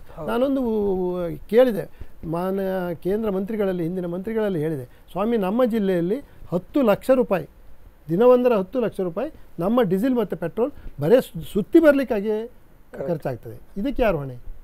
ರಾಷ್ಟ್ರೀಯ ಹೆದ್ದಾರಿ ಬೇಕು, ನೀವು ಒಪ್ಪುವಂಥದ್ದೇ. ರಾಷ್ಟ್ರೀಯ ಹೆದ್ದಾರಿಯನ್ನು ಮಾಡಿಕೊಡ್ಬೇಕಾದ ಜವಾಬ್ದಾರಿಯೂ ನಮ್ಮ ಸರ್ಕಾರದಾಗಿದೆ. ಆದರೆ ಅಭಿವೃದ್ಧಿಯ ದೃಷ್ಟಿಯಲ್ಲಿ ಜನಸಾಮಾನ್ಯರಿಗೆ ತೊಂದರೆ ಆಗಬಾರದು ಅನ್ನುವಂಥ ಜವಾಬ್ದಾರಿ ಮತ್ತು ಕಾಳಜಿ ಸರ್ಕಾರಕ್ಕೆ. ಅದರಲ್ಲಿಯೂ ನೀವು ಆಗಲೇ ಹೇಳಿದಾಗೆ ನಮ್ಮ ಇಡೀ ಜಿಲ್ಲೆಯ ಜೀವನಾಡಿ ನಾನು ಹಿಂದೆ ಟಿ ವಿಯಲ್ಲಿ ಕಾರ್ಯಕ್ರಮ ಕೊಡುವಾಗಲೂ ಹೇಳಿದೆ, ಅದನ್ನು ಒಪ್ಪಿಕೊಂಡಿದ್ದಾರೆ. ನಮ್ಮಲ್ಲಿ ಯಾರೊಬ್ಬರು ನಾನು ರಾಷ್ಟ್ರೀಯ ಹೆದ್ದಾರಿಯನ್ನು ಅವಲಂಬಿಸಿದೆ ನಾನು ಹೋಗ್ತೇನೆ ಅಂತ ಹೇಳುವಂಥ ವ್ಯಕ್ತಿ ಯಾವ ಮನೆಯೂ ಇಲ್ಲ, ಯಾವ ಮನೆಯೂ ಇಲ್ಲ. ಅದು ಅಂದರೆ ಯಾಕಂದರೆ ನಾವು ಶಾಲೆಗೆ ಹೋಗೋದಿರ್ಬೋದು, ದೇವಸ್ಥಾನಕ್ಕೆ ಹೋಗೋದಿರ್ಬೋದು, ಅಥವಾ ಚರ್ಚ್ಗೆ ಹೋಗೋದಿರ್ಬೋದು, ಅಥವಾ ಇನ್ನು ಯಾವುದೇ ಕಾರ್ಯಕ್ರಮಗಳು ಹೋಗೋದು, ಸಂತೆಗೆ ಹೋಗಿರ್ಬೋದು, ಮೀನು ಮಾರುಕಟ್ಟೆಗಿರ್ಬೋದು, ಯಾವುದಕ್ಕೆ ಹೋಗಬೇಕಾದ್ರೂ ನಮ್ಮ ರಾಷ್ಟ್ರೀಯ ಹೆದ್ದಾರಿಯನ್ನು ಅವಲಂಬಿಸಿ ಹೋಗೋದು. ಆದರೆ ನಮಗೆ ಇವತ್ತು ರಾಷ್ಟ್ರೀಯ ಹೆದ್ದಾರಿಯನ್ನು ಅಪ್ರೋಚ್ ಆಗಬೇಕಾದ್ರೆ 4 ಕಿಲೋಮೀಟ್ರ್ ಹೋಗಿ ಸುತ್ತಾಕೊಂಡು ಬರಬೇಕು. ಇವತ್ತು 76 ಕಿಲೋಮೀಟ್ರಿಗೆ ರಾಷ್ಟ್ರೀಯ ಹೆದ್ದಾರಿಯವರ ಪ್ರಕಾರ 22 ಮಾತ್ರ ಅಪ್ರೋಚ್ ಕೊಡಲಿಕ್ಕಿರುವಂಥದ್ದು. ಓಕೆ, 22 ಮಾತ್ರ. ಸುರತ್ಕಲ್ನಿಂದ ಕುಂದಾಪುರ, ಸುರತ್ಕಲ್ನಿಂದ 76 ಕಿಲೋಮೀಟ್ರ್ ಕುಂದಾಪುರಕ್ಕೆ. ಇದನ್ನು 22 ಅದನ್ನು 6 ಕಿಲೋಮೀಟ್ರಿಗೆ ಒಂದು ಕೊಡ್ಬೋದು, 3 ಕಿಲೋಮೀಟ್ರಿಗೆ ಒಂದು ಕೊಡ್ಬೋದು. ಅದು ಒಟ್ಟಿಗೆ ಅದರ ಲೆಕ್ಕಾಚಾರ ಇರುವ ಪ್ರಕಾರ ಅಷ್ಟು 22 ಮಾತ್ರ ಕೊಡಲಿ. ಈ 22 ಅಪ್ರೋಚ್ನಿಂದ ಸಾಧ್ಯವ?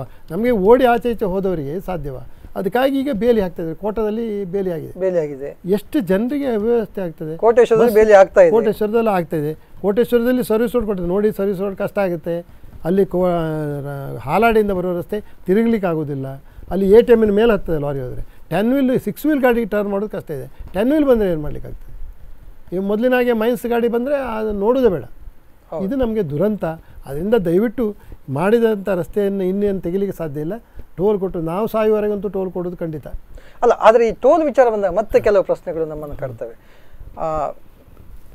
ನಾವು ಏನು ವಾಹನಗಳನ್ನು ಖರೀದಿ ಮಾಡುವಾಗ ನಮಗೆ ಇನ್ಶೂರೆನ್ಸ್ ಜೊತೆಗೆ ರೋಡ್ ಟ್ಯಾಕ್ಸ್ ಅನ್ನೋದನ್ನು, ರಸ್ತೆ ತೆರಿಗೆ ಅನ್ನೋದನ್ನು ನಮ್ಮ ಸರ್ಕಾರ ಮತ್ತು ಇಲಾಖೆ ನಮ್ಮ ಕೈಯಿಂದ ವಸೂಲು ಮಾಡ್ತದೆ.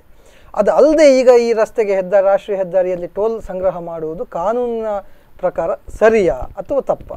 ಅದು ಕಾನೂನಿನ ಬಗ್ಗೆ ಮಾತಾಡುವಷ್ಟು ತಿಳಿದವನು ನಾನಲ್ಲ. ಆದರೆ ಇದು ನಮ್ಮ ಈ ಮಂತ್ರಿಗಳು ಮತ್ತು ನಮ್ಮ ಅಧಿಕಾರಿಗಳಲ್ಲಿ ಕೇಳಿದಾಗ ಎಲ್ಲ ರಾಷ್ಟ್ರದಲ್ಲಿ ಇದ್ದದ್ದೇ. ಅದರಿಂದ ಅದು ನಮಗೆ ಒಳ್ಳೆ ಸುಖಕರವಾದ ಪ್ರಯಾಣವನ್ನು ಬೆಳೆಸಬೇಕಾದರೆ ಇದು ನಮಗೆ ಅನಿವಾರ್ಯ. ರಸ್ತೆಗೆ ಇಷ್ಟು ಕೋಟಿ ಆಗ್ತದೆ, ಅದನ್ನು ಪರ್ಸೆಂಟೇಜ್ ಪ್ರಕಾರ ಅದನ್ನು ಮೇಂಟೈನ್ ಮಾಡಲಿಕ್ಕೆ ಅದನ್ನು ಅವ್ರಿಗೆ ಕೊಡ್ತೇವೇನೋ, ಅವ್ರು ಮೇಂಟೈನ್ ಮಾಡ್ತಾರೆ, ನಮಗೆ ಆ ಜವಾಬ್ದಾರಿ ಇಲ್ಲ ಅಂತ ಹೇಳುವಂಥ ಮಾತನ್ನು ಹೇಳ್ತಾರೆ. ಅದು ಎಲ್ಲ ಕಡೆಯಲ್ಲೂ ಇದ್ದದ್ದೇ ಅಂತ. ಇವತ್ತು ಎಲ್ಲ ಕಡೆಯಲ್ಲಿ ಇದ್ದದ್ದಾದರೂ ಸುಖಕರವಾದ ಪ್ರಯಾಣ ಆಗಬೇಕು. ಅದು ಲೋಕಲ್ನವರಿಗೆ ತೊಂದರೆ ಆಗಬಾರ್ದು. ಈ ಲೋಕಲ್ನವರಿಗೆ ತೊಂದರೆ ಆದದಕ್ಕೆ ಯಾರು ಹೊಣೆ?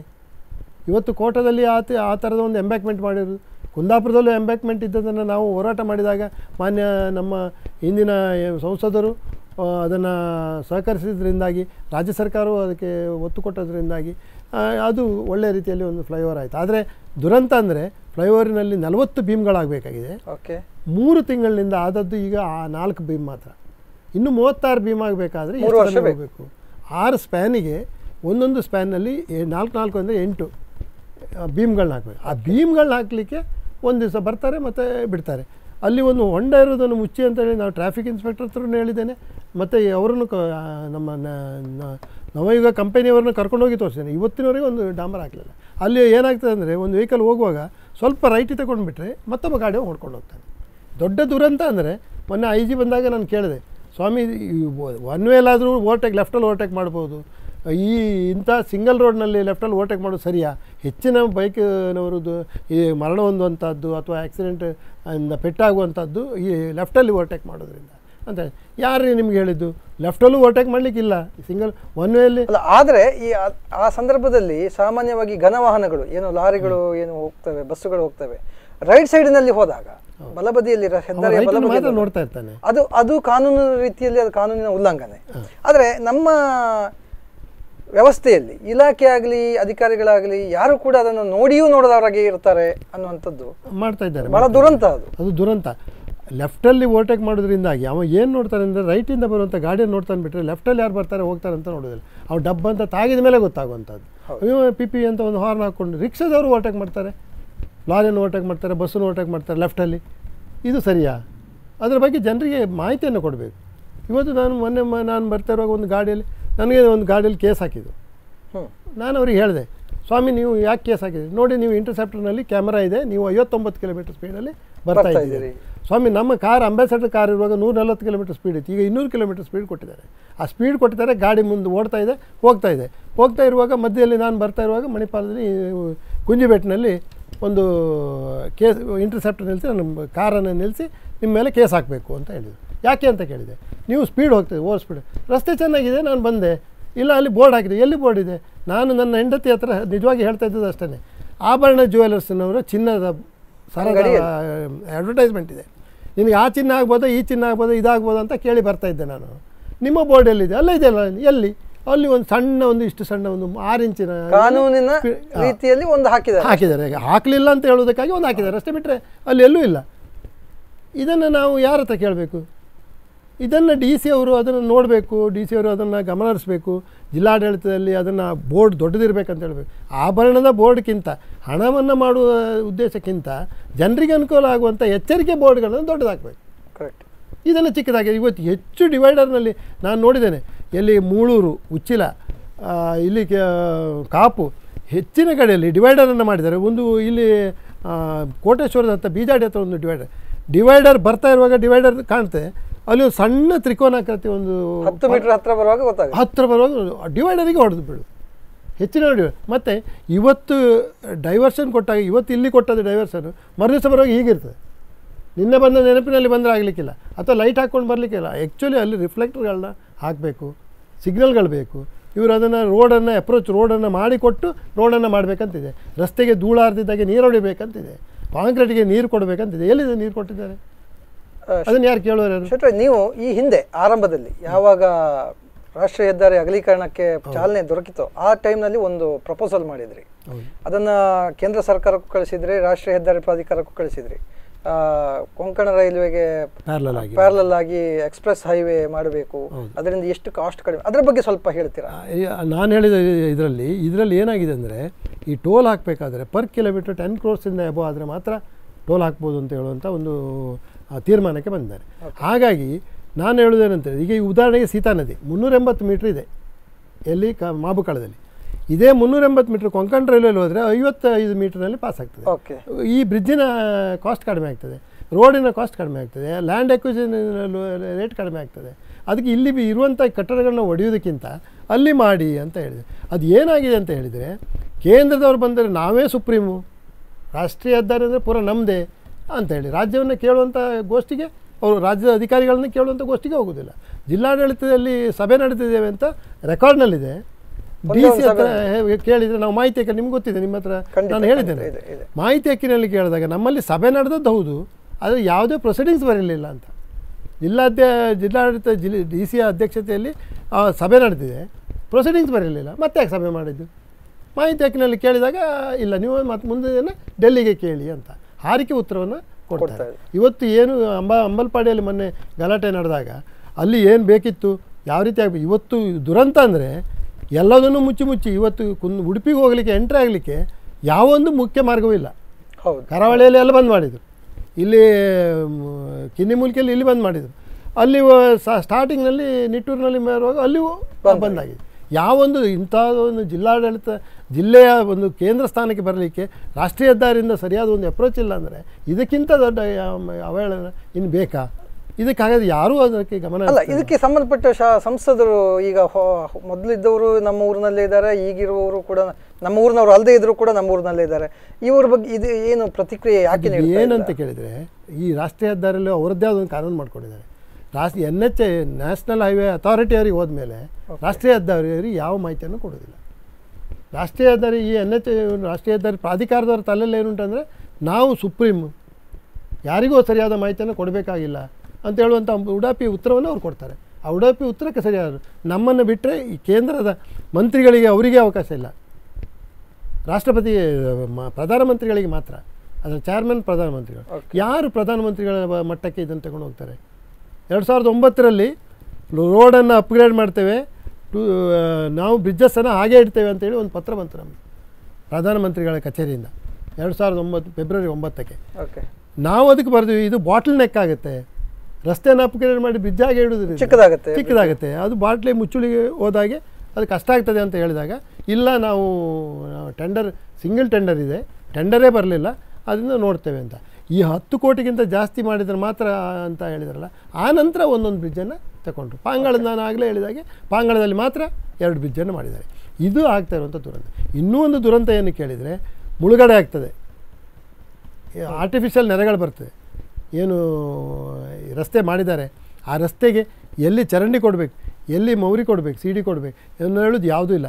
ಅವರು ಎಲ್ಲಿ ಸರ್ವಿಸ್ ರೋಡ್ ಬರ್ತದೆ ಅಲ್ಲಿ ಕಾಂಕ್ರೀಟನ್ನು ಹಾಕ್ಕೊಂಡು ಬಂದಿದ್ದಾರೆ. ಒಂದು ಮನೆಗೆ ಹೋಗಬೇಕಾದ್ರೆ ಅವರು 9 ಇಂಚ್ ಡೌನ್ನಲ್ಲಿ ಅಪ್ರೋಚನ್ನು ಕೊಡ್ತಾರೆ. ಆ ಮನೆಗೆ ಹೋಗಬೇಕಾದ್ರೆ 9 ಇಂಚ್ ಎಲ್ಲಿ ಕೊಡಲಿಲ್ಲ ಅಲ್ಲಿ ಸರ್ವಿಸ್ ರೋಡಿಂದ ಒಳಗೆ ಹೋಗ್ಲಿಕ್ಕಿಲ್ಲ. ಇಂಥ ರಸ್ತೆ ನಮಗೆ ಬೇಕಾ ಅಂತ.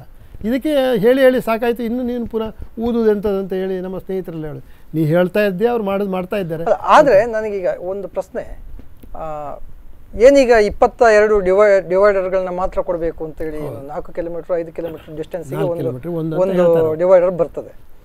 ಬಟ್ ಈಗ ಎಲ್ಲ ಕಡೆ ಅಲ್ಲಲ್ಲಿ ಕೊಡ್ತಾ ಇದಾರಲ್ಲ, ಇದು ಕಾನೂನು ನಿಜವಾಗ್ಲೂ ಶಾಶ್ವತ ಡಿವೈಡರ್ ಅಥವಾ ತಾತ್ಕಾಲಿಕ? ಗಾದೆ ಇದೆಯಲ್ಲ, ಮೀಸೆ ಒಗ್ಗುವವರೆಗೆ ಮಾತ್ರ ಅಂತ.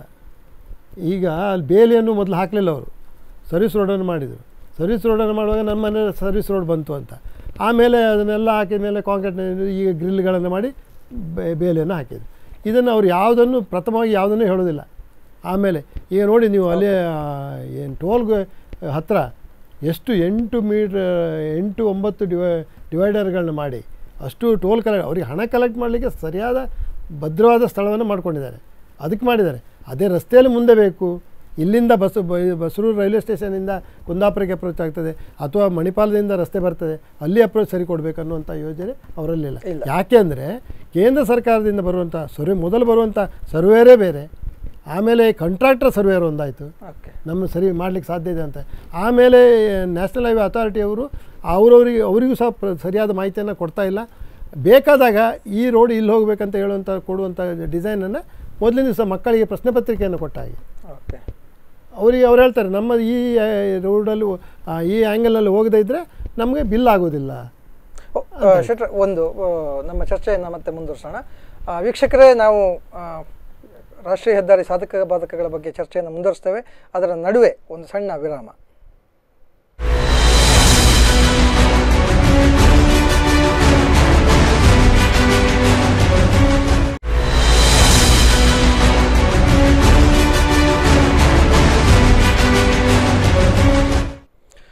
ನಮಸ್ಕಾರ ವೀಕ್ಷಕರೇ, ಪಬ್ಲಿಕ್ ಮೇಲ್ ಕಾರ್ಯಕ್ರಮಕ್ಕೆ ಮತ್ತೊಮ್ಮೆ ತಮಗೆ ಸ್ವಾಗತ.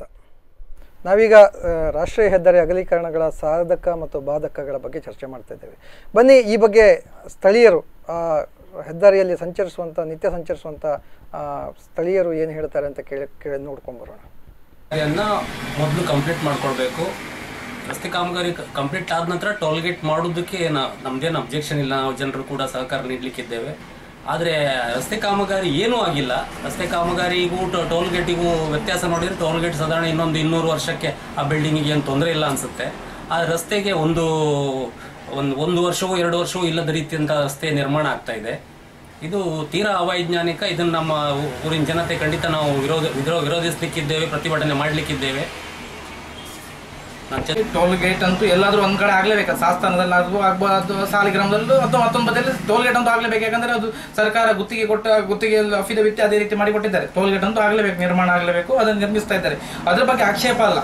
ಈಗ ಆಕ್ಷೇಪ ಇರ್ತಕ್ಕಂಥದ್ದು ಕೆಲಸನೇ ಆಗದೆ ಟೋಲ್ ಗೇಟ್ ನಿರ್ಮಾಣವಾಗಿರೋ ಬಗ್ಗೆ ಆಕ್ಷೇಪ. ಇವ್ರು ಬೇರೆ ಕಡೆ ಎಲ್ಲ ಕೆಲಸ ಆಗೋದು, ಟೋಲ್ ಗೇಟ್ ಪಕ್ಕದಲ್ಲಿ ಕೂಡ ಕೆಲಸ ಆಗ್ಲಿಲ್ಲ. ಟೋಲ್ ಗೇಟ್ ಪಕ್ಕದಲ್ಲಿ ಚತುಷ್ಪಥ ಕೆಲಸ ಆಗದೆ ಅವ್ರು ಟೋಲ್ ಗೇಟ್ ನಿರ್ಮಾಣ ಮಾಡ್ತಾರೆ. ಇದ್ರ ಬಗ್ಗೆ ನಾವು ಚರ್ಚೆ ಮಾಡ್ತಾ ಇತ್ತು. ಇದನ್ನು ಯಾರು ಚರ್ಚೆ ಮಾಡಬೇಕು, ಇದಕ್ಕೆ ಸಮಸ್ಯೆಯನ್ನು ಪರಿಹಾರ ಮಾಡುವವರು ಯಾರು, ಆ ಪರಿಹಾರ ಮಾಡುವವರು ಮಾತಾಡ್ತಾ ಇಲ್ಲ. ಇದ್ರ ಬಗ್ಗೆ ನಾವು ಮಾತಾಡ್ತಾ ಇತ್ತು ಸರಿ, ಇದ್ರ ಬಗ್ಗೆ ಪರಿಹಾರ ಮಾಡುವವರು ಯಾರು? ಬೇರೆ ಯಾರಿಗೆ ಆಗುದಿಲ್ಲ ಇದನ್ನು ಪರಿಹಾರ ಮಾಡಲಿಕ್ಕೆ. ಇಲ್ಲಿ ಸ್ಥಳೀಯ ಜನಪ್ರತಿನಿಧಿಗಳು, ಶಾಸಕರು ಇರ್ಬೋದು, ಅವರೆಲ್ಲ ಇದ್ದಾರೆ. ಬಟ್ ಅವ್ರ ಹತ್ರ ಆಗುದಿಲ್ಲ. ಅವರ ಕೈಗೆಟುಕುವ ಸಮಸ್ಯೆ, ಅವರ ಕೈಗೆಟುಕುವ ರೀತಿಯಲ್ಲಿ ಪರಿಹಾರ ದೊರಕಿಸಿಕೊಡ್ಲಿಕ್ಕೆ ಆಗುದಿಲ್ಲ. ಇದನ್ನ ಯಾರು ಜವಾಬ್ದಾರಿ ತಗೊಳ್ಬೇಕು ಅವ್ರು ಜವಾಬ್ದಾರಿ ತಗೊಳ್ತಾ ಇಲ್ಲ. ಜವಾಬ್ದಾರಿ ತಗೊಂಡವರು ಯಾರು ತಗೊಳ್ಬೇಕು ಅಂತ ಹೇಳ್ತೀವಿ.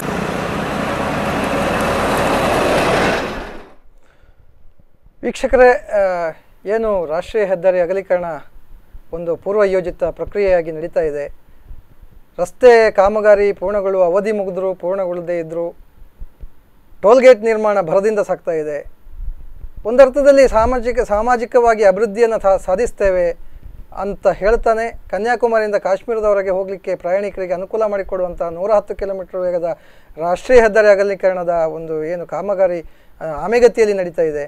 ಇದರಿಂದ ಕರಾವಳಿಯ ಜನ ಮತ್ತು ಗ್ರಾಮೀಣ ಭಾಗದ ಜನ ಸಂಪರ್ಕ ರಸ್ತೆಯಾಗಿ ರಾಷ್ಟ್ರೀಯ ಹೆದ್ದಾರಿ 66ರ ಬಳಕೆಗೆ ಸಾಕಷ್ಟು ಕಷ್ಟ ಅನುಭವಿಸ್ತಾ ಇದ್ದಾರೆ. ನಿತ್ಯ ಪ್ರಯಾಣಿಕರು ಸಂಕಷ್ಟದಲ್ಲಿದ್ದಾರೆ ಎನ್ನೋದ್ರ ಬಗ್ಗೆ ನಾವು ಚರ್ಚೆ ಮಾಡ್ತಾ ಇದ್ದೇವೆ. ಬನ್ನಿ ನಮ್ಮ ಸಂಪನ್ಮೂಲ ವ್ಯಕ್ತಿಗಳು ಏನು ಹೇಳ್ತಾರೆ ಕೇಳೋಣ. ಸೋಮಶೇಖರ್ ಶೆಟ್ರೆ, ಈ ರಸ್ತೆಗಳ ಬಗ್ಗೆ ಇದು ಅರ್ಧ ಗಂಟೆಯಲ್ಲಿ ಹೇಳಿ ಅಥವಾ 1 ಗಂಟೆಯಲ್ಲಿ ಹೇಳಿ ಮುಗಿಸುವಂಥ ಮಾಡೋಣ, ನಾವು ಮುಂದೆ ಇನ್ನು ಕಂಟಿನ್ಯೂ ಮಾಡೋಣ. ನನ್ನ ಲೆಕ್ಕದಲ್ಲಿ ಇದು ಎಷ್ಟು ದಿನ ಹೇಳಿದರೂ ಇದೆ ನಮ್ಮ ಒಬ್ಬೊಬ್ಬರ ಸಮಸ್ಯೆಯನ್ನು. ಈಗಾಗಲೇ ಮಿತ್ರರು ಹೇಳಿದಾಗೆ ಟೋಲ್ ಗೇಟನ್ನು ಇದೇ ಕಂಪನಿಯವರು ದೇವನಹಳ್ಳಿ ಏರ್ಪೋರ್ಟಿಗೆ ಹೋಗಲಿಕ್ಕೆ ರಸ್ತೆಯನ್ನು ಮಾಡಿದರು. ಅಲ್ಲಿ ಮೊದಲು ಟೋಲ್ ಹಾಕಿ ರಸ್ತೆಯನ್ನು ಆಮೇಲೆ ಮಾಡಲಿ. ಪಬ್ಲಿಕ್ಸ್ ಅದನ್ನು ಕಿತ್ತು ಬಿಸಾಡಿದರು. ಹೈಕೋರ್ಟ್ನಿಂದ ನೀವು ಕೆಲಸವನ್ನು ಮುಗಿಸಿದ ಮೇಲೆ ಟೋಲನ್ನು ಹಾಕಬೇಕು ಅನ್ನುವಂಥ ಒಂದು ಆದೇಶವನ್ನು ಕೊಟ್ಟರು. ಅದರಿಂದಾಗಿ ಇಲ್ಲಿ ಇವತ್ತು ಸ್ವಲ್ಪ ಹೆದರ್ತಾ ಇದ್ದಾರೆ. ಆದರೆ ಟ್ರಯಲ್ ನೋಡ್ತಾ ಇದ್ದಾರೆ ಅವರು. ಕಾನೂನು ಪ್ರಕಾರ 40 ಕಿಲೋಮೀಟ್ರಿಗೆ ಒಂದು ಟೋಲ್ ಹಾಕಬೇಕಂತ ಹೇಳಿ ಆ ಉದ್ದೇಶದಿಂದ ಇವತ್ತು ಸಾಸ್ತಾನದಿಂದ ಯಜಮಾಡಿ ಸಾಸ್ತಾನದಿಂದ ಮರವಂತೆ ಇಲ್ಲಿಗೆ 40 ಕಿಲೋಮೀಟ್ರ್ ದೂರದಲ್ಲಿ ಹಾಕಬೇಕು.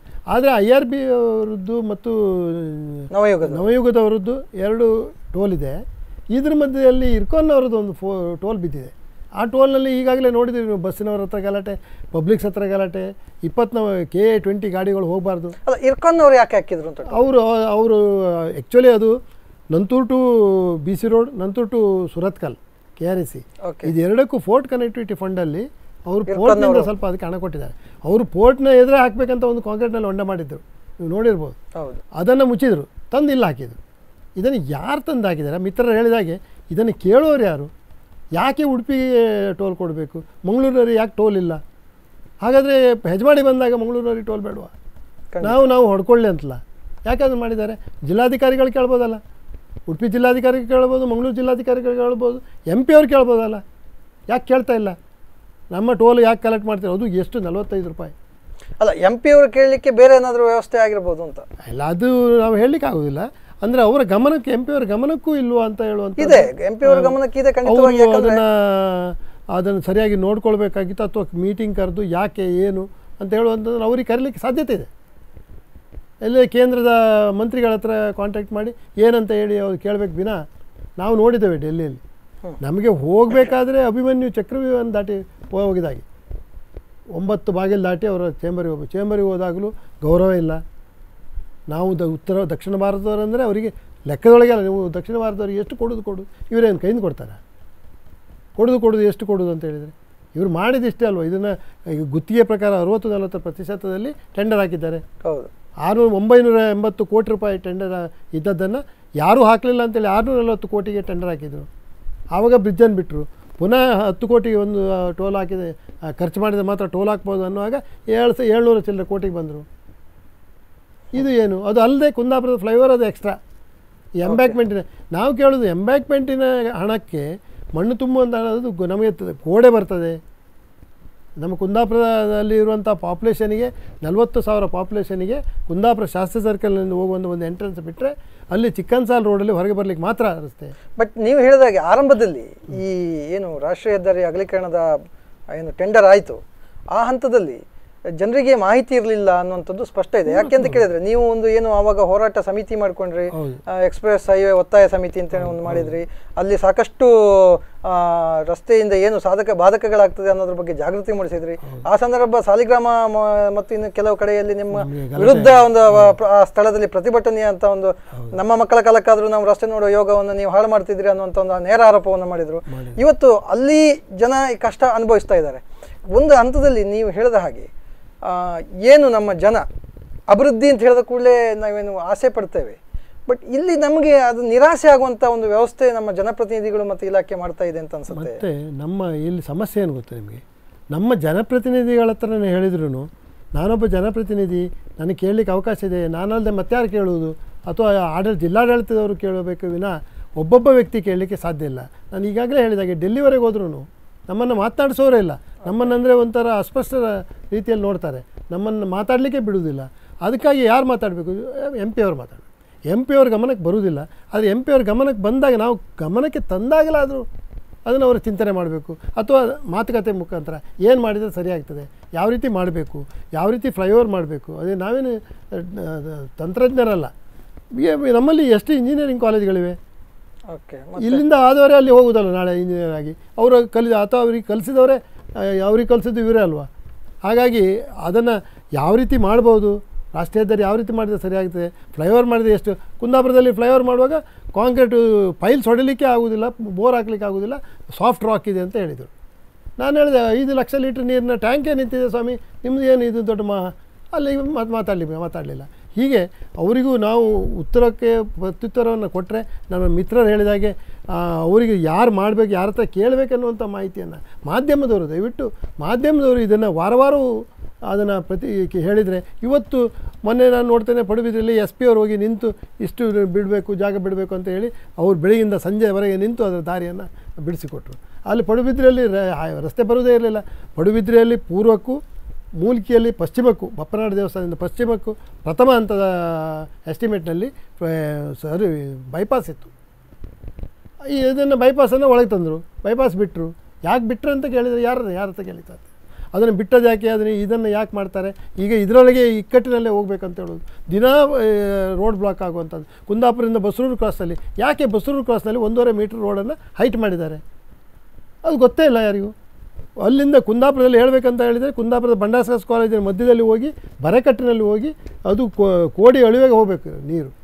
ಆ ಒಂದು ನೀರಿಗೆ ಒಂದು ಮೌರ್ಯ ಇಲ್ಲ. ಇವತ್ತೆಲ್ಲ ಹೇಳ್ತಾರೆ ಚರಂಡಿ. ನಾನು ಕುಂದಾಪುರ APMCಯಲ್ಲಿ ನಾವು ಅವ್ರಿಗೆ ಹೈವೇವರಿಗೆ ನಾವು ಮಾಹಿತಿ ಕೊಟ್ಟಿದ್ದೇವೆ. ನೋಡಿ, APMCಯಲ್ಲಿ ನೀರು ನಿಂತಿರ್ತದೆ, ಆ ನೀರು ಹೋಗಬೇಕಾದ್ರೆ ಮುನ್ಸಿಪಾಲ್ಟಿಯವ್ರಿಗೆ ಕೊಟ್ಟಿದ್ದೆ. ಮುನ್ಸಿಪಾಲ್ಟಿಯವರು ಮಾತಾಡ್ತಾ ಇಲ್ಲ, ಹೈವೇವರು ಮಾತಾಡ್ತಾರೆ. ಹೈವೇಗೆ ಆಫೀಸಿಗೆ ಶೃಂಗೇರಿ ಶಿಫ್ಟ್ ಆಗಿದೆ. NH ನ್ಯಾಷನಲ್ ಹೈವೇ ಅಥಾರಿಟಿ ಅವ್ರಿಗೆ ಕೇಳಿದ್ರು ಮಾತಾಡ್ತಾ ಇಲ್ಲ. ಇವತ್ತು ಕಾಂಕ್ರೀಟಿನ ಬಾಕ್ಸ್ ಟೈಪ್ ಮಾಡಿದ್ದಾರೆ. ಆ ಬಾಕ್ಸ್ ಟೈಪ್ ಮಾಡಿದಲ್ಲಿ ರಸ್ತೆ ಒಳಗಿನ ನೀರು ಮಾತ್ರ ಹೋಗಲಿಕ್ಕೆ, ಹೊರಗಿನ ನೀರು ಹೋಗಲಿಕ್ಕೆ ಅದರಲ್ಲಿ ಅವಕಾಶ ಇಲ್ಲ. ಹೌದು. ಮತ್ತು ಅದು ಗ್ರಾವಿಟಿ ಇಲ್ಲ, ಯಾವ ಕಡೆ ಹೋಗ್ಬೇಕಂತಿಲ್ಲ, ಎಲ್ಲಿ CD ಹೋಗ್ಬೇಕಂತಿಲ್ಲ, ಎಲ್ಲಿ ಮೌರಿಗೆ ಹೋಗ್ಬೇಕಂತಿಲ್ಲ. ಮೌರಿಯನ್ನು ಅಲ್ಲಲ್ಲಿ ಒಂದೊಂದು ಮೌರಿ ಮಾಡಿದ್ದಾರೆ. ಈ ಕರಾವಳಿಯಲ್ಲಿ ಅಂಡರ್ ಪಾಸ್ ಎಷ್ಟು ಸಕ್ಸಸ್ ಆಗ್ಬೋದು ಸರ್? ಅಂಡರ್ ಪಾಸಲ್ಲಿ ಸುರತ್ಕಲ್ನಲ್ಲಿ ಒಂದು ಅಂಡರ್ ಪಾಸ್ ಮಾಡಿದರು. ಅಂಡರ್ ಪಾಸ್ ಮಾಡಿದಾಗ ಅದಕ್ಕೆ ಕವರ್ ಮಾಡಬೇಕು, ಸ್ಟೆಪ್ಸಿಗೆ ಕವರ್ ಮಾಡಬೇಕಂತಿದೆ. ಅವರು ಸ್ಟೆಪ್ಸನ್ನು ಕವರ್ ಮಾಡಲಿಲ್ಲ. ನಮ್ಮ ಹಿಂದಿನ DC ಅವರು ಏನು ಮಾಡಿದ್ರು ಅಂದರೆ, ಅದು ಶಾಲೆಯವರು ಒಂದು ಪತ್ರ ಬರೆದು, ಅಂಡರ್ ಪಾಸ್ನಲ್ಲಿ ನೀರು ನಿಂತಿರ್ತದೆ, ಮಕ್ಕಳಿಗೆ ಹೋಗಲಿಕ್ಕೆ ತೊಂದರೆ ಆಗ್ತದೆ ಅಂತ ಅಲ್ಲಿ ಶಾಲೆಯವರು ಬರೆದರು. ಅದನ್ನೇ ಅವರು ನೋಡಿ ಅದರ ಆಧಾರದ ಮೇಲೆ ಅಂಡರ್ ಪಾಸ್ ಉಡುಪಿಯಲ್ಲಿ ಮಾಡಬಾರ್ದು, ನಮ್ಮ ಜಿಲ್ಲೆಯಲ್ಲಿ ಅಂಡರ್ ಪಾಸ್ ಮಾಡೋದು ಅಷ್ಟು ಸಮರ್ಪಕವಲ್ಲ. ಈಗ ಹಾಗಾದರೆ ಈಗ ಅಂಡರ್ ಪಾಸ್ ಎಲ್ಲೂ ಇಲ್ಲ. ಅಂಡರ್ ಪಾಸ್ ಅಲ್ಲಿ ಒಂದು ಮಾತ್ರ ಮಾಡಿದೆ, ಎಲ್ಲ ಇನ್ನೂ ಏನೆಂದರೆ ಮೇಲೆ ಹತ್ತಿ ಇಳಿಬೇಕು ಅಂತ. ಉಡುಪಿಯಲ್ಲಿ ಮಾಡಿದ್ದಾರೆ, ಎಷ್ಟು ಹತ್ತಿ ಇಳಿತಾರೆ? ಅಲಂಕಾರ ಥಿಯೇಟ್ರ್ ಪಕ್ಕದಲ್ಲಿ ಸುಮ್ಮನೆ ಒಂದು ಮಾಡಿದ್ದಾರೆ, ಎಷ್ಟು ಜನ ಹತ್ತಿ ಇಳಿತಾರೆ? ಹತ್ತಲಿಗೆ ಎಷ್ಟು ಜನ ಪ್ರಾಯಸ್ಥರಿದ್ದಾರೆ. ನಮ್ಮ ಹಿರಿಯ ನಾಗರಿಕರು ಅಂತ 60 ವರ್ಷ ಮೇಲೆ ಹಿರಿಯ ನಾಗರಿಕರು ಅಂತ ಬಿರುದು ಕೊಡ್ತಾರೆ. ಇವ ಹಿರಿಯ ನಾಗರಿಕ, ಅವನಿಗೆ ದಾರಿ ಬಿಟ್ಟು ಕೊಡಬೇಕು. ಈ ಹಿರಿಯ ನಾಗರಿಕ ಆಚೆ ಹೋಗೋದು ಹೇಗಂತ ಯಾಕೆ ಆಲೋಚನೆ ಮಾಡಲಿಲ್ಲ? ಮುನ್ಸಿಪಾಲ್ಟಿ ಇರ್ಬೋದು, ಯಾರೇ ಇರ್ಬೋದು, ಹೈವೇಲಿ ಆಚೆಯಿಂದ ಈಚೆ ಹೋಗ್ಬೇಕಾದ್ರೆ ಯಾಕೆ ಆಲೋಚನೆ ಮಾಡಲಿಲ್ಲ? ಸಾಲಿಗ್ರಾಮದಲ್ಲಿ ನಾನು ಹೇಳುವವರೆಗೆ ಸಾಲಿಗ್ರಾಮದಲ್ಲಿ ಮಂಟಪ ಕಾರ್ನಾಡ್ ಇಂದ ಬರುವಂಥ ಅಂದಟ್ಟು ಇದರಿಂದ ಬರುವಂಥ ರಸ್ತೆಗೆ ಪಾಸ್ ಕೊಟ್ಟಿದ್ದರು. ನಾನು ಹೇಳಿದೆ ಅದು ಒಂದು ದಿವಸ, ಸ್ವಾಮಿ ನೀವು ನರಸಿಂಹ ದೇವಸ್ಥಾನದ ರಥ ರಾಘವೇಂದ್ರ ಆಂಜನೇಯ ಸ್ವಾಮಿ ದೇವಸ್ಥಾನಕ್ಕೆ ಹೋಗಬೇಕು, ಅದನ್ನು ಹೇಗೆ ಅದು ಸ್ವಲ್ಪ ಅಡ್ಜಸ್ಟ್ ಮಾಡೋದು. ಏನು ಅದಕ್ಕೆ ಚಕ್ರ ಸ್ಟೇರಿಂಗ್ ಇದೆಯಾ, ಬ್ರೇಕ್ ಇದೆಯಾ, ಜನರು ಎಳೆಯುವಂಥ ರಥವನ್ನು ಅಡ್ಜಸ್ಟ್ ಮಾಡೋದು ಅಂದರೆ. ಆಮೇಲೆ ಅವ್ರಿಗೆ ಅದು ಗೊತ್ತಾದ ಮೇಲೆ ಅವರು ಅಲ್ಲಿ ಕೇಳಿದರು. ಇವತ್ತು ಈ ಅಪ್ರೋಚನ್ನು ಅಲ್ಲಿ ಮುಂದೆ ಕೊಟ್ಟರು. ಓಕೆ, ಅಲ್ಲಿ ರಥ ಎಳೆಯುವಂಥ ವ್ಯವಸ್ಥೆ, ಅದಕ್ಕೂ ಈ ಎತ್ತರ ಮಾಡಿದ್ದಾರೆ. ಯಾಕೆ ಆ ಎತ್ತರ ಮಾಡುವಂಥ ಕಾರಣ? ಅದಕ್ಕೆ ಹೇಳೋದೇನೆಂದರೆ, ಲೋಕಲ್ನವ್ರ ಹತ್ರ ಕೇಳಿದರೆ, ಹಿರಿಯರ ಹತ್ರ ಕೇಳಿದರೆ, ಅಮಾವಾಸ್ಯೆ ದಿವಸ ಹುಣ್ಣಿಮೆ ದಿವಸ ಬಂದ ನೆರೆ ಎಷ್ಟು ಬರ್ತದೆ, ಉಬ್ಬರ ಎಷ್ಟು ಬರ್ತದೆ, ಇಳಿತ ಎಷ್ಟು ಬರ್ತದೆ, ಆ ಲೆವೆಲ್ಲಿಂದ ಎಷ್ಟು ಕೊಡಬೇಕು ಅನ್ನುವಂಥದ್ದು ಸ್ಥಳೀಯರಿಗೆ ಗೊತ್ತು ವಿನಃ ಇಂಜಿನಿಯರ್ಸಿಗಾಗಲಿ ಸರ್ವೆ ಮಾಡೋದು ಸಾಧ್ಯನೇ ಇಲ್ಲ ಗೊತ್ತಾಗಲಿ. ಪ್ರಕೃತಿಯ ಬಗ್ಗೆ ಅಲ್ಲಿ 100 ವರ್ಷದಿಂದ ಇದ್ದ ಕುಟುಂಬದವರಿಗೆ ಗೊತ್ತು ವಿನಃ ಯಾರೋ ಒಬ್ಬ ಡೆಲ್ಲಿಯಿಂದ ಬಂದ ಇಂಜಿನಿಯರಿಗೆ ಅದು ಅರ್ಥ ಆಗ್ಲಿಕ್ಕೆ ಸಾಧ್ಯನೇ ಇಲ್ಲ. ಡೆಲ್ಲಿ AC ರೂಮಲ್ಲಿ ಕೂತ್ಕೊಂಡು ಸರ್ವೇರ್ ಹತ್ರ ಸರ್ವೆ ಮಾಡಿಸ್ಕೊಂಡು ಬಾ ಅಂತೇಳಿ 65 ಕಿಲೋಮೀಟರ್ ಸ್ಪೀಡಲ್ಲಿ ಇರುವುದನ್ನು 110 ಕಿಲೋಮೀಟರ್ ಸ್ಪೀಡಿಗೆ ಕನ್ವರ್ಟ್ ಮಾಡ್ತೇವೆ ಅಂತೇಳಿ 200 ಮೀಟ್ರ್ ದೂರದವರೆಗೆ ರಸ್ತೆ ಕಾಣಬೇಕು ಅಂತ. ಹೌದು, ಈ ರಸ್ತೆ ನೋಡಬೇಕು. ಯಾಕೆಂದರೆ 110 ಹೋಗುವಾಗ ಆ 200 ಮೀಟ್ರ್ ದೂರದಲ್ಲಿ ಎಲ್ಲಿ ನಿಂತರೂ 200 ಮೀಟ್ರ್. ಎಲ್ಲ ಕಡೆಯಲ್ಲಿ ಅದಿಲ್ಲ. ಯಾಕೆ ಕಲ್ಯಾಣಪುರದಲ್ಲಿಲ್ಲ? ಹೌದು. ಸಂತೆಕಟ್ಟಲ್ಲಿ ಯಾಕೆ ಮಾಡಲಿಲ್ಲ? ಮಾಬುಕಳದಲ್ಲಿಲ್ಲ. ಅದು ಯಾಕೆ ಮಾಡಲಿಲ್ಲ? ಕುಂದಾಪುರದಲ್ಲಿ ಮಾಡಿದ್ದಾರೆ. ಇದನ್ನು ಕೇಳೋರು ಯಾರು? ಸಂಸದರು ಕೇಳಬೇಕು. ಈಗ ಮಿತ್ರರು ಹೇಳಿದಾಗೆ ಶಾಸಕರು ಸಂಸದರಿಗೆ ಹೇಳಬೇಕು. ಸಂಸದರು ಕೇಂದ್ರ ಪರಸ್ಪರ ಮಂತ್ರಿಗಳು ಜನಪ್ರತಿನಿಧಿಗಳು ಕಮ್ಯುನಿಕೇಶನ್ ಮಾಡಿದರೆ ಮಾತ್ರ ಎಲ್ಲ success, ಯಾವುದೇ ಎಲ್ಲ ಕಾಮಗಾರಿಗಳು ಶಾಸಕರು success ಎಲ್ಲ ಆಗ್ತವೆ. ಸಂಸದರು ಸೇರಿ ಪಕ್ಷ, ನಾನು ಯಾವುದೇ ಪಕ್ಷದ ಬಗ್ಗೆ ಹೇಳ್ತಾ ಇಲ್ಲ, ಎಲ್ಲರೂ ಸೇರಿ ಸಾರ್ವಜನಿಕವಾಗಿ ಸಭೆ ಕರೆದು ಅದರಲ್ಲಿ ಏನು ಒಳಿತು ಕೆಡುಕು ಬಗ್ಗೆ ಚರ್ಚೆ ಮಾಡಿ ಆಮೇಲೆ ತೀರ್ಮಾನ ತೆಗೆದುಕೊಳ್ಬೇಕು ಅನ್ನೋದು ನನ್ನ ಬೇಡಿಕೆ.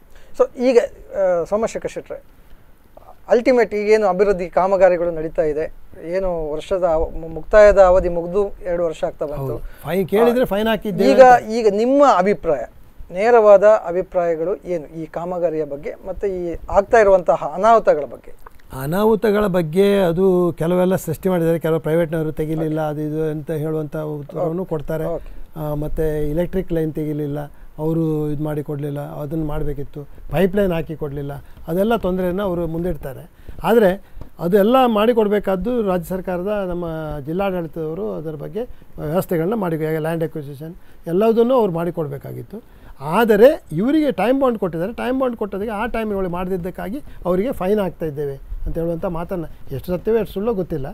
ಅದು ಟೋಲ್ ಹಾಕಬೇಕಾದ್ರೆ ಮಿತ್ರರು ಹೇಳಿದಾಗೆ ಎಂಟೈರ್ ರೋಡ್ ಆದ ಮೇಲೆ ಟೋಲ್ ಹಾಕಬೇಕು. ಇವತ್ತು ಎಕ್ಸ್ಪ್ರೆಸ್ ಬಸ್ಸು ಸರ್ವಿಸ್ ರೋಡಲ್ಲಿ ಹೋಗ್ಬೇಕು, ಹೇಗೆ ಹೋಗು ಸ್ವಾಮಿ? ಹೌದು, ಕೋಟೇಶ್ವರದಲ್ಲಿ ಬ್ಲಾಕ್ ಆಗ್ತಾ ಇರೋದೇ ಅದರಿಂದ. ನಾನು ಹೇಳಿದೆ ಎಕ್ಸ್ಪ್ರೆಸ್ ಬಸ್ ಸರ್ವಿಸ್ ರೋಡಲ್ಲಿ ಹೋಗಬೇಕು, ಅದು ಕಷ್ಟ ಆಗ್ತದೆ. ಆ ರೋಡಲ್ಲಿ ಬಂದ ಒಂದು ಎಕ್ಸೆಲ್ ಕಟ್ಟಾಗಿ ಒಂದು ಬಸ್ ನಿಂತರೆ ರೋಡ್ ಬ್ಲಾಕ್. ಇವತ್ತು ಕೋಟೇಶ್ವರದಲ್ಲಿ ಅದು ಆಗ್ತಾಯಿದೆ, ಅದನ್ನು ನೋಡ್ತಾ ಇದ್ದೀವಿ. ಇವತ್ತು ಪಡುಬಿದ್ರಲ್ಲಿ ಅದು ಆಗ್ತಾಯಿದೆ, ಕುಂದಾಪುರದಲ್ಲಿ ಆಗ್ತಾಯಿದೆ. ಲೆಫ್ಟಲ್ಲಿ ಓವರ್ಟೇಕ್ ಮಾಡೋ ಎಷ್ಟು ಜನ ಸತ್ತರು. ಹೌದು ಶೆಟ್ರೆ, ನಾವು ಭಾಳಷ್ಟು ವಿಚಾರಗಳನ್ನು ಇವತ್ತು ಚರ್ಚೆ ಮಾಡಿದ್ವಿ. ಬಹುಶಃ ರಾಷ್ಟ್ರೀಯ ಹೆದ್ದಾರಿ ಅಗಲೀಕರಣದ ಸಾಧಕ ಬಾಧಕಗಳ ಬಗ್ಗೆ ಕೇವಲ ಒಂದು ಸಂಚಿಕೆಯಲ್ಲಿ ನಾವು ಚರ್ಚೆ ಮಾಡಿ ಮುಗಿಸೋದು ಸೂಕ್ತ ಅಲ್ಲ ಅನ್ನುವಂಥದ್ದು ನಮ್ಮ ಭಾವನೆ. ಇದ್ರ ಜೊತೆಗೆ ಸಾಕಷ್ಟು ಜನಸಾಮಾನ್ಯರು ಇವತ್ತೇನು ನಮ್ಮ ಜಿಲ್ಲಾಡಳಿತ, ತಾಲೂಕು ಆಡಳಿತ, ಜನಪ್ರತಿನಿಧಿಗಳು, ಇಲಾಖೆಗಳ ಬಗ್ಗೆ ನಿರ್ಲಕ್ಷ್ಯ ಧೋರಣೆಯನ್ನು ತೋರ್ತಾ ಇದ್ದಾರೆ ಅನ್ನುವಂಥದ್ರ ಬಗ್ಗೆ ಸಾಕಷ್ಟು ಗ್ರಾಮೀಣ ಜನಸಾಮಾನ್ಯರು ಅಭಿಪ್ರಾಯ ವ್ಯಕ್ತಪಡಿಸ್ತಾ ಇದ್ದಾರೆ.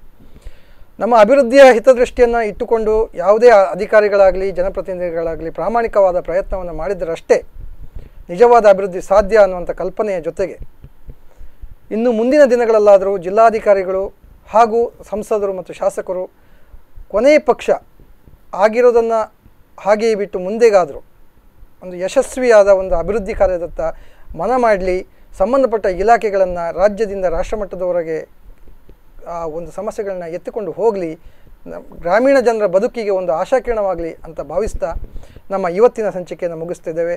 ನಮಸ್ಕಾರ. ಇದರ ಜೊತೆಗೆ ನಮ್ಮ ಇವತ್ತಿನ ಈ ಕಾರ್ಯಕ್ರಮಕ್ಕೆ ಕೃಷಿ ಪಂಡಿತ ಪ್ರಶಸ್ತಿ ವಿಜೇತರಾಗಿರತಕ್ಕಂತಹ ಹಾಗೂ ಕುಂದಾಪುರದ ಭಾಗದಲ್ಲಿ ಸಾಕಷ್ಟು ಸಾಮಾಜಿಕ ಹೋರಾಟಗಳನ್ನು ಮಾಡುತ್ತಿರುವಂತಹ ರೈಲ್ವೆ ಹಿತರಕ್ಷಣಾ ಪ್ರಯಾಣಿಕರ ಹಿತರಕ್ಷಣಾ ಸಮಿತಿಯ ಸಂಚಾಲಕರಾಗಿರುವಂತಹ, ಹೆದ್ದಾರಿ ಹೋರಾಟ ಸಮಿತಿ, ಕುಂದಾಪುರ ಉಳಿಸಿ ಸಮಿತಿ, ಬೇರೆ ಬೇರೆ ಈ ರೀತಿಯ ಸಮಿತಿಗಳ ಮೂಲಕ ಹೋರಾಟ ಮಾಡುತ್ತಿರುವಂತಹ ಕೆಂಚನೂರು ಸೋಮಶೇಖರ್ ಶೆಟ್ಟಿ ನಮ್ಮ ಜೊತೆಗೆ ಇಷ್ಟೊತ್ತು ಚರ್ಚೆಯಲ್ಲಿ ಭಾಗವಹಿಸಿ ಸಂಪನ್ಮೂಲ ವ್ಯಕ್ತಿಗಳಾಗಿ ಭಾಗವಹಿಸಿದರು.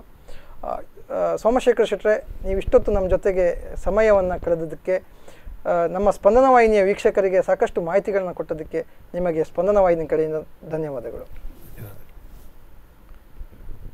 ವೀಕ್ಷಕರೇ, ನಮ್ಮ ಮುಂದಿನ ಸಂಚಿಕೆಯಲ್ಲಿ ನಾವು ಮತ್ತೆ ಇದೇ ಪಬ್ಲಿಕ್ ಮೇಲ್ ಕಾರ್ಯಕ್ರಮದಲ್ಲಿ ಮತ್ತೆ ನೀವು ಭೇಟಿಯಾಗೋಣ. ಅಲ್ಲಿಯವರೆಗೆ ಮನೋರಂಜನೆ ಹಾಗೂ ಸುದ್ದಿಗಳಿಗಾಗಿ ನಿರಂತರವಾಗಿ ನೋಡ್ತಾ ಇರಿ ಸ್ಪಂದನ ವಾಹಿನಿ. ನಮಸ್ಕಾರ.